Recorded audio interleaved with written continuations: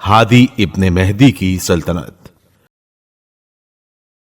موسیٰ ابن مہدی ابن منصور دبانیقی ہادی عباسی کے نام سے مشہور سلسلہ حکومت بنی عباس کا چوتھا خلیفہ تھا۔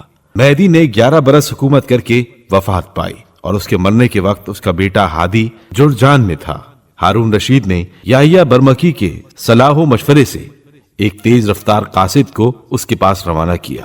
وہ فوراً بغداد واپس آیا اور باپ کی جگہ تخت پر بیٹھ گیا۔ اس کے دور حکومت میں مدینے میں قیام صاحب فخر وجود میں آیا، جس کی اس نے سرکوبی کر دی۔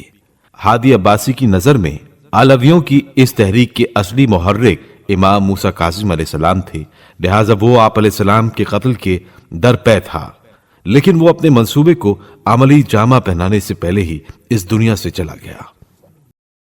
حسین ابن علی شہید فخر کے واقعات۔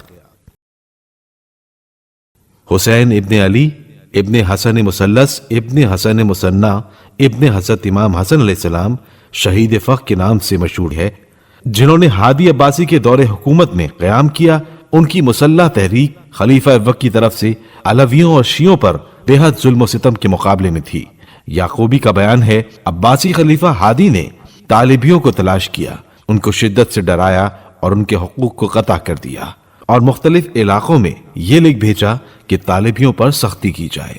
ہادی عباسی نے حضرت عمر ابن خطاب کے پڑ پوتے عمر ابن عبدالعزیز ابن عبداللہ کو مدینے کا گورنر بنایا تھا، جو کہ طالبیوں پر بے حد سختی کرتا تھا اور ہر روز ان کی تلاشی لیتا تھا، اور اس نے یہ حکم دیا تھا کہ تمام علوی بالخصوص بنی حسن ہر روز اس کے سامنے حاضر ہو کر اپنی حاضری لگوائیں، اور جب علوی خاندان کے افراد اس کے سامنے حاضر ہوتے تو وہ ان کے ساتھ بہت ہی بد اخلاقی سے پیش آتا اور ان کو ہر ممکن طریقے سے ذلیل و رسوا کرنے کی کوشش کرتا۔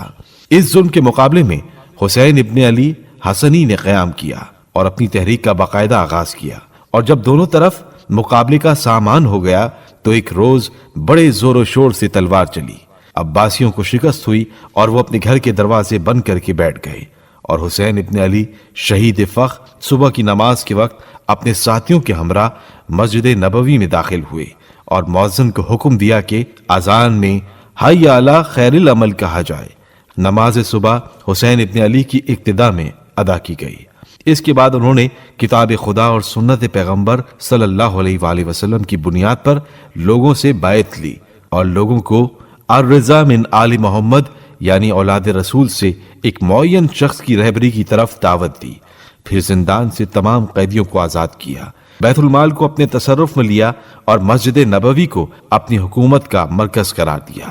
حسین ابن علی 11 روز تک مدینے کے انتظام میں مشغول رہے۔ 12ویں دن انہوں نے مکے کی سمت حرکت کی اور مکے سے 6 میل کے فاصلے پر فخ نامی درے میں پڑاؤ ڈالا۔ اسی وقت عباسی فوج عیسیٰ ابن موسیٰ کی سرکردگی میں فخ کے مقام پر پہنچی، اور 8 ذی الحج 169 ہجری میں اسی مقام پر دونوں لشکر آمنے سامنے آئے اور جنگ کرتے کرتے بالآخر حسین ابن علی اور ان کے تمام ساتھی شہید ہو گئے۔ محمد ابن سلیمان عباسی جو اسی لشکر کے سرداروں میں سے تھا نے حسین ابن علی شہید فخر کا سر کاٹ کر فتح کی مبارکبادی کے خط کے ساتھ ہادی کے پاس بغداد بھیج دیا۔ مورخین کا بیان ہے کہ ہادی نے شہید فخر کا سر لانے والے کو جو بڑے انعام کا متمنی تھا کچھ نہ دیا، بلکہ اپنے خادموں اور ملازموں کو جو اس موقع پر اظہار مسرت کرنا چاہتے تھے ڈانٹا اور کہا، خدا سے ڈرو، یہ سلاطین ترک و دیلم کا سر نہیں ہے بلکہ فرزندان رسول میں سے ایک کا سر ہے، اور یہ اظہار مسرت کا کون سا موقع ہے۔